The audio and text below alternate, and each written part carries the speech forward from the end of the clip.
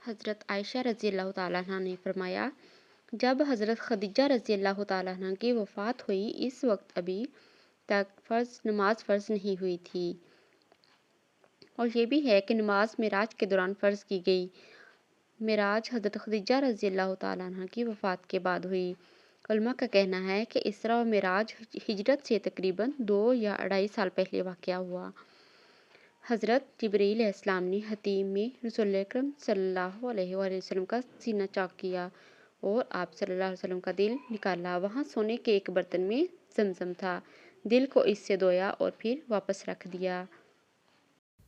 اس سے آپ صلی اللہ علیہ وآلہ وسلم کے دل کو تقویت ملی اور ایمان میں اضافہ ہوا۔ پھر حضرت جبرائیل علیہ السلام نے آپ صلی اللہ علیہ وآلہ وسلم کو براق پر سوار کر کے مسجد حرام سے بیت المقدس لے گئے۔ وہاں براق کو ایک ستون سے باندھ دیا۔ اس سفر کو اسرا کہتے ہیں۔ راستے میں آپ صلی اللہ علیہ وآلہ وسلم نے حضرت موسیٰ علیہ السلام کو دیکھا کہ وہ اپنی قبر میں نماز ادا کر رہے ہیں۔ بیت المقدس میں رسول اکرم صلی اللہ علیہ وآلہ وسلم کی امامت میں سب انبیاء نے نماز ادا کی۔ اس کے بعد حضرت جبرائیل علیہ السلام نے آپ صلی اللہ علیہ وسلم کو 2 گلاس پیش کیے، ایک میں دودھ تھا اور دوسرے میں شراب، کیونکہ اس وقت تک شراب کی حرمت نازل نہیں ہوئی تھی۔ حضرت جبرائیل علیہ السلام نے فرمایا، آپ صلی اللہ علیہ وآلہ وسلم اپنے لیے اور اپنی قوم کے لیے چنیے۔ آپ صلی اللہ علیہ وآلہ وسلم نے دودھ پینا پسند فرمایا۔ حضرت جبرائیل علیہ السلام نے فرمایا، آپ صلی اللہ علیہ وآلہ وسلم نے اپنے لیے اور اپنی قوم کے لیے وہ چنا ہے جو فطرت پر ہے۔ اگر آپ صلی اللہ علیہ وآلہ وسلم شراب چنتے تو آپ صلی اللہ علیہ وآلہ وسلم کی قوم بھٹک جاتی۔ حضرت جبرائیل علیہ السلام رسول اکرم صلی اللہ علیہ وآلہ وسلم کو بیت المقدس سے 7ویں آسمان تک لے گئے۔ اس سفر کو معراج کہتے ہیں۔ اس کا ذکر سورۃ نجم میں ہے۔ جب حضرت جبرائیل علیہ السلام پہلے آسمان پر پہنچے تو دستک دی۔ دربان فرشتے نے پوچھا، کون ہے؟ فرمایا، جبرائیل ہوں۔ کیا آپ صلی اللہ علیہ وآلہ وسلم کے ساتھ کوئی اور ہے؟ فرمایا، ہاں۔ کون ہے؟ فرمایا، حضرت محمد صلی اللہ علیہ وآلہ وسلم۔ پوچھا، کیا وہ بلائے گئے ہیں یا کیا انہیں اجازت ملی ہے؟ فرمایا، ہاں۔ تب فرشتے نے دروازہ کھولا۔ وہاں حضرت آدم علیہ السلام تشریف فرما تھے۔ آپ صلی اللہ علیہ وآلہ وسلم نے انہیں سلام کیا۔ حضرت آدم علیہ السلام نے فرمایا، اے میرے صالح بیٹے اور صالح نبی، مرحبا۔ اسی طرح پھر دوسرے آسمان پر آپ صلی اللہ علیہ وآلہ وسلم کی حضرت یحییٰ علیہ السلام سے، اور تیسرے آسمان پر حضرت یوسف علیہ السلام سے، چوتھے آسمان پر حضرت ادریس علیہ السلام سے، 5ویں آسمان پر حضرت ہارون علیہ السلام سے، اور 6ٹھے آسمان پر حضرت موسیٰ علیہ السلام سے ملاقات ہوئی۔ سب نے کہا، اے میرے صالح بھائی اور صالح نبی، مرحبا۔ جب 7ویں آسمان پر حضرت ابراہیم علیہ السلام سے ملاقات ہوئی، جو کہ بیت المعمور پر پشت لگائے بیٹھے تھے، اور انہوں نے حضرت آدم علیہ السلام کی طرح کہا، اے میرے صالح بیٹے اور صالح نبی، مرحبا۔ رسول اکرم صلی اللہ علیہ وسلم حضرت موسیٰ علیہ السلام سے ملے تو حضرت موسیٰ علیہ السلام رونے لگے۔ حضرت جبرائیل علیہ السلام نے پوچھا، آپ کیوں رو رہے ہیں؟ انہوں نے فرمایا کہ اس نوجوان یعنی رسول اکرم صلی اللہ علیہ وسلم کی سے حسنات کی بنا پر رشک کر کے رو رہا ہوں، کیونکہ میری امت کی نسبت ان کی امت کے زیادہ لوگ جنت میں جائیں گے۔ یہ سب بخاری کی ایک طویل حدیث میں ہے۔ حضرت آدم علیہ السلام کو شیطان نے جنت سے نکلوایا اور حضرت آدم علیہ السلام پھر جنت میں داخل ہوں گے۔ اسی طرح مکہ کے شیطان بھی رسول اکرم صلی اللہ علیہ وآلہ وسلم کو مکہ سے نکال دیں گے اور آپ صلی اللہ علیہ وسلم پھر مکہ میں داخل ہوں گے۔ جس طرح یہودیوں نے حضرت عیسیٰ علیہ السلام کو قتل کیا اور حضرت عیسیٰ علیہ السلام کو قتل کرنے کی کوشش کی، اسی طرح مکہ کے لوگ بھی رسول اکرم صلی اللہ علیہ وسلم کو قتل کرنے کی کوشش کریں گے۔ جس طرح حضرت یوسف علیہ السلام کے بھائیوں نے حضرت یوسف علیہ السلام پر ظلم کیا اور بعد میں پچھتائی، اسی طرح رسول اکرم صلی اللہ علیہ وسلم کے رشتہ دار بھی مکہ میں آپ صلی اللہ علیہ وسلم پر ظلم کریں گے اور بعد میں پچھتائیں گے۔ اسی لیے آپ صلی اللہ علیہ وسلم نے فتح مکہ کے وقت اہل مکہ کو حضرت یوسف علیہ السلام کے الفاظ کہے، آج تمہیں میری طرف سے عام معافی ہے۔ جس طرح اللہ تعالیٰ نے حضرت ادریس علیہ السلام کو علم کام پر فائز کیا، اسی طرح اللہ تعالیٰ نے رسول اکرم صلی اللہ علیہ وسلم کے لیے کہا، علم نشرح ورفعنا لک ذکرک، اور ہم نے آپ صلی اللہ علیہ وآلہ وسلم کا ذکر بلند کیا۔ جس طرح حضرت ہارون علیہ السلام اور حضرت موسیٰ علیہ السلام کے لیے بہت زیادہ امتحان تھے، اسی طرح آپ صلی اللہ علیہ وآلہ وسلم کو بھی بہت مشکلات پیش آئیں۔ اسی طرح آپ صلی اللہ علیہ وسلم کو بہت مشکلات پیش آئیں گی اور امتحان ہوں گے۔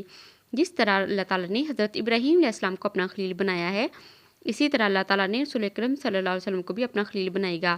اس سفر کے دوران کئی اور واقعات رونما ہوئے جن کی ترتیب صرف اللہ ہی جانتا ہے۔ مثلاً حدیث میں ہے کہ رسول اکرم صلی اللہ علیہ وسلم کی ملاقات حضرت ابراہیم علیہ السلام، حضرت موسیٰ علیہ السلام اور حضرت عیسیٰ علیہ السلام سے ہوئی۔ رسول اکرم صلی اللہ علیہ وسلم نے پوچھا، مجھے بتائیے قیامت کب ہوگی؟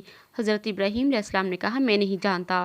اسی طرح حضرت موسیٰ علیہ السلام نے کہا، میں نہیں جانتا۔ حضرت عیسیٰ علیہ السلام نے کہا، پہلے میرا نزول ہوگا تاکہ میں دجال کو قتل کروں، پھر یاجوج ماجوج نکلیں گے اور سب پانی پی جائیں گے، میں دعا کروں گا تو یاجوج ماجوج مر جائیں گے اور ہر طرف بدبو پھیل جائے گی، پھر میں دعا کروں گا تو اللہ تعالیٰ بارش نازل فرمائے گا اور ان کے اجسام کو بہا لے جائے گی، پھر قیامت ایسے ہی قریب ہوگی جیسے کہ حاملہ عورت کا بچہ کسی وقت بھی پیدا ہو سکتا ہے، یعنی قیامت بہت قریب ہوگی۔ اسی طرح اللہ تعالیٰ یاجوج ماجوج کے بارے میں فرماتا ہے، یہاں تک کہ جب یاجوج ماجوج کھول دیے جائیں گے اور وہ ہر بلندی سے دوڑتے آئیں گے۔ ایک اور حدیث میں ہے کہ رسول اکرم صلی اللہ علیہ وسلم کی حضرت ابراہیم علیہ السلام سے ملاقات ہوئی تو حضرت ابراہیم علیہ السلام نے فرمایا کہ اپنی امت کو میرا سلام پہنچاؤ اور انہیں بتاؤ کہ جنت کی زمین بہت زرخیز ہے اور خالی پڑی ہے، اگر تم اس میں سبحان اللہ، الحمدللہ، لا الہ الا اللہ اور اللہ اکبر کے بیج ڈالو گے تو وہ بہت اعلیٰ پھلدار درخت بن جائیں گے۔ یہ درخت اگانے کے لیے تمہیں یہ بیج ڈالنے ہوں گے۔ ایسی ہی کئی اور احادیث ہیں جن میں ہمارے لیے سبق اور یاد دہانی ہے۔ رسول اکرم صلی اللہ علیہ وآلہ وسلم سدرۃ المنتہا پہنچے۔ یہ وہ مقام ہے یہاں ہر اوپر جانے والی چیز مثلاً دعا، عمل صالحہ، روح رک جاتی ہے اور ہر نیچے آنے والی چیز مثلاً اللہ کی رحمت یا بارش وغیرہ یہاں سے آتی ہے، اور اس میں بیری کا درخت ہے۔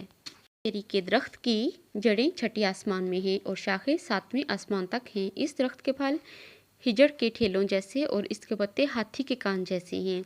اس پر سونے کے پتنگے چھائے ہوئے ہیں، اس کا رنگ مسلسل بدلتا رہتا ہے، اور آپ صلی اللہ علیہ وآلہ وسلم نے فرمایا، میں ان رنگوں کو بیان نہیں کر سکتا۔ سبحان اللہ۔ یہاں آپ صلی اللہ علیہ وآلہ وسلم نے حضرت جبریل علیہ السلام کو اصل شکل میں دیکھا، ان کے 600 پر تھے۔ پھر رسول اکرم صلی اللہ علیہ وآلہ وسلم نے بیت المعمور دیکھا، یہاں روزانہ 70,000 فرشتے داخل ہوتے ہیں اور پھر ان کی باری کبھی نہیں آتی۔ بیت المعمور مسجد الحرام کے بالکل اوپر ہے۔ پھر رسول اکرم صلی اللہ علیہ وآلہ وسلم کو اکیلے اور اوپر اللہ تعالیٰ کے حضور لے جایا گیا۔ یہاں اللہ تعالیٰ نے آپ صلی اللہ علیہ وآلہ وسلم کو 3 تحفے عطا فرمائے۔ پہلا تحفہ سورۃ بقرہ کی آخری دو آیات کریمہ، ان کے بارے میں رسول اکرم صلی اللہ علیہ وسلم نے فرمایا، جو انہیں رات کو پڑھ لے گا یہ اس کے لیے ہر طرح سے کافی ہیں۔ دوسرا تحفہ، جو کوئی اللہ تعالیٰ پر اور رسول اکرم صلی اللہ علیہ وآلہ وسلم پر ایمان لائے اور کسی قسم کا شرک نہ کرے وہ بالآخر جنت میں داخل ہوگا۔ تیسرا تحفہ، رسول اکرم صلی اللہ علیہ وسلم کو روزانہ 50 فرض نمازوں کا حکم ملا، جو بعد میں 5 نمازوں میں تبدیل کر دیا گیا، لیکن ثواب 50 نمازوں کا ہی ملے گا انشاءاللہ۔ مشہور حدیث ہے کہ جب رسول اکرم صلی اللہ علیہ وآلہ وسلم حضرت موسیٰ علیہ السلام کے پاس آئے اور بتایا کہ 50 نمازیں ملی ہیں، حضرت موسیٰ علیہ السلام نے نصیحت فرمائی کہ آپ صلی اللہ علیہ وآلہ وسلم واپس جائیں اور کم تعداد کے لیے درخواست کریں۔ یہ کئی بار ہوا، بالآخر 5 نمازیں فرض کی گئیں۔ حضرت موسیٰ علیہ السلام نے فرمایا کہ میری امت یہ بھی نہیں کر سکتی، آپ صلی اللہ علیہ وآلہ وسلم اور کمی کی درخواست کریں۔ رسول اکرم صلی اللہ علیہ وآلہ وسلم نے فرمایا کہ اب مجھے شرم آتی ہے، اس لیے آپ صلی اللہ علیہ وآلہ وسلم کی امت کے لیے 5 نمازیں فرض ہیں۔ بس اللہ تعالیٰ نے امت محمدیہ پر بہت طریقوں سے رحم فرمایا ہے۔ یہاں دلچسپ بات یہ بھی ہے کہ اس سے نماز کی اہمیت واضح ہوتی ہے۔ باقی احکام مثلاً حج، زکوٰۃ، روزہ وغیرہ حضرت جبریل علیہ السلام کے ذریعے زمین پر بھیجے گئے، جبکہ نماز کے حکم کے لیے آپ صلی اللہ علیہ وآلہ وسلم کو اوپر بلایا گیا اور براہ راست حکم ملا۔ قرآن کریم کی بہت سی آیات کریمہ میں نماز کی اہمیت بیان کی گئی۔ اللہ تعالیٰ نے حضرت موسیٰ علیہ السلام سے کہا، وَأَقِیمُوا الصَّلَاةَ لِذِکْرِی، اور میری یاد کے لیے نماز قائم کرو، جبکہ حضرت عیسیٰ علیہ السلام نے بچپن میں ہی فرمایا، سورۃ مریم، اور جب تک میں زندہ ہوں مجھے نماز اور زکوٰۃ کا حکم دیا گیا ہے۔ دعا ہے کہ اللہ تعالیٰ ہمیں نماز کی اہمیت کو سمجھنے اور اس پر کاربند ہونے کی توفیق عطا فرمائے، آمین۔ پھر رسول اکرم صلی اللہ علیہ وآلہ وسلم کو واپس بیت المقدس لایا گیا۔ راستے میں آپ صلی اللہ علیہ وسلم نے جنت اور جہنم دیکھے اور کئی مشاہدات کیے۔ آپ صلی اللہ علیہ وآلہ وسلم نے جنت میں 2 ظاہری نہریں دیکھیں جو کہ نیل اور فرات ہیں۔ غالباً اس میں اشارہ تھا کہ آپ صلی اللہ علیہ وآلہ وسلم کا پیغام ان شاداب وادیوں میں پہنچے گا۔ آپ صلی اللہ علیہ وآلہ وسلم نے 2 باطنی نہریں دیکھیں جو کہ کوثر اور السلسبیل ہیں۔ آپ صلی اللہ علیہ وسلم نے دیکھا کہ کچھ لوگوں کے ہونٹ اونٹ کے ہونٹوں کی مانند تھے اور وہ اپنے منہ میں پتھر کے ٹکڑے جیسے انگارے ٹھونس رہے تھے جو کہ ان کے بخانے کے راستے سے باہر نکل رہے تھے۔ حضرت جبریل علیہ السلام نے آپ صلی اللہ علیہ وسلم کو بتایا کہ یہ لوگ یتیموں کا مال ظلم سے کھا جاتے تھے۔ آپ صلی اللہ علیہ وسلم نے دیکھا کہ بعض لوگوں کے پاس تازہ گوشت پڑا ہے، وہ قریب ہی سڑا ہوا ہے گوشت بھی، یہ تازہ گوشت چھوڑ کر سڑا ہوا گوشت کھا رہے ہیں۔ حضرت جبریل علیہ السلام نے فرمایا کہ یہ زناکار لوگ ہیں۔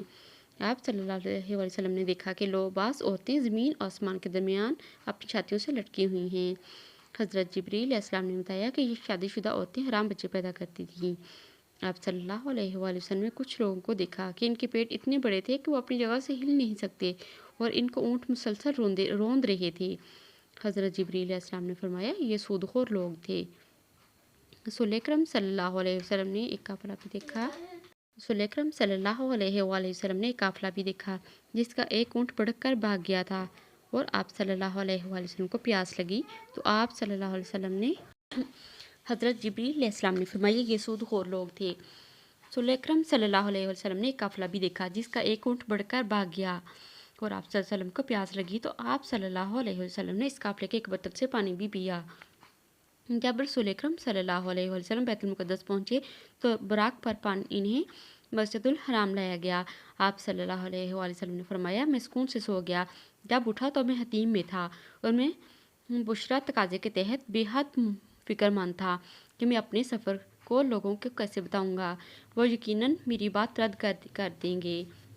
وہاں ابو جہل کا گزر ہوا اور مجھے پوچھنے لگا بے حد متفکر کیوں بیٹھے ہو، کوئی ماجرا ہوا ہے؟ آپ صلی اللہ علیہ وآلہ وسلم نے فرمایا ہاں۔ اس نے کہا کیا؟ میں نے کہا کہ میں نے رات کو مسجد الحرام سے مسجد اقصیٰ کا سفر کیا، میں واپس بھی آیا ہوں۔ ابو جہل نے کہا کہ یہ کیا آپ صلی اللہ علیہ وسلم یہی بات لوگوں کو بتائیں گے جو میں نے سنی ہے؟ آپ صلی اللہ علیہ وآلہ وسلم نے فرمایا ضرور بتاؤں گا۔ ابو جہل نے لوگوں کو جمع کیا اور آپ صلی اللہ علیہ وآلہ وسلم نے انہیں یہی بات بتائی۔ آپ صلی اللہ علیہ وآلہ وسلم نے انہیں یہی بات بتائی اور قافلہ کے بارے میں بھی بتایا۔ وہ قافلہ اسی وقت مکہ داخل ہوا تھا۔ لوگوں نے اس سے اونٹ کے بارے میں پوچھا تو قافلے والوں نے تصدیق کی۔ پھر لوگوں نے بیت المقدس کے بارے میں سوال کیے۔ اللہ تعالیٰ نے بیت المقدس کو میرے سامنے کر دیا اور میں نے ان کے سب سوالات کے جوابات دیے۔ کچھ لوگ بھاگ کر حضرت ابوبکر رضی اللہ تعالیٰ عنہ کے پاس گئے اور کہا کہ تمہارا دوست کہتا ہے کہ میں نے رات کو مسجد الحرام سے مسجد اقصیٰ اور واپسی کا سفر کیا۔ حضرت ابوبکر رضی اللہ تعالیٰ عنہ نے پوچھا کیا انہوں نے واقعی یہ کہا ہے؟ لوگوں نے کہا ہاں۔ تو حضرت ابوبکر رضی اللہ تعالیٰ عنہ نے فرمایا کہ اگر انہوں نے فرمایا ہے تو سچ فرمایا ہے۔ اس دن سے حضرت ابوبکر رضی اللہ تعالیٰ عنہ کا لقب صدیق پڑ گیا۔ مشرکین مکہ نے سب ثبوت دیکھنے کے باوجود بھی آپ صلی اللہ علیہ وآلہ وسلم کی بات کو ماننے سے انکار کر دیا۔ اللہ تعالیٰ نے بنی اسرائیل میں فرمایا وہ اللہ تعالیٰ سب عیبوں سے پاک ہے۔ وہ اپنے بندے رسول اکرم صلی اللہ علیہ وآلہ وسلم کو رات میں مسجد الحرام مکہ مکرمہ سے مسجد اقصیٰ یروشلم تک لے گیا جس کے ارد گرد اطراف کو ہم نے برکت دی ہے تاکہ ہم اسے اپنی قدرت کی بعض نشانیاں دکھا دیں۔ بے شک وہ سننے والا اور دیکھنے والا ہے۔ اللہ تعالیٰ نے قرآن پاک میں سب نبیوں کو ان کے ناموں سے پکارا ہے جبکہ رسول اکرم صلی اللہ علیہ وسلم کی عزت افزائی کے لیے انہیں اکثر ان کے القابات سے پکارا۔ القابات میں سب سے زیادہ باعزت لقب عبد ہے جس کے معنی ہے سب سے زیادہ فرمانبردار بندہ۔ اسرا کے سفر میں اللہ تعالیٰ نے آپ صلی اللہ علیہ وآلہ وسلم کو اسی لقب سے پکارا ہے۔ عبد جسم اور روح کے اجتماع سے بنتا ہے، صرف جسم یا صرف روح کو عبد نہیں کہہ سکتے۔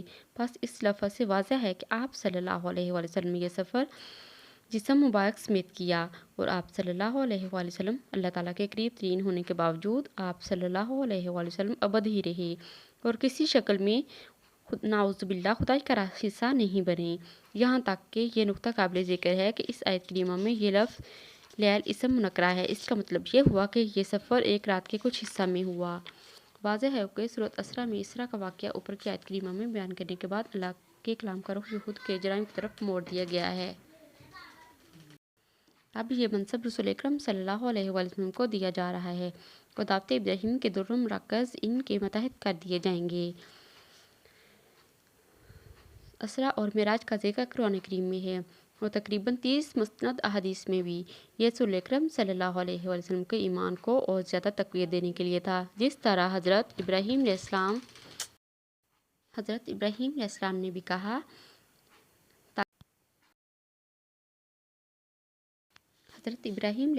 بھی کہا تاکہ میرے دل اور ایمان کو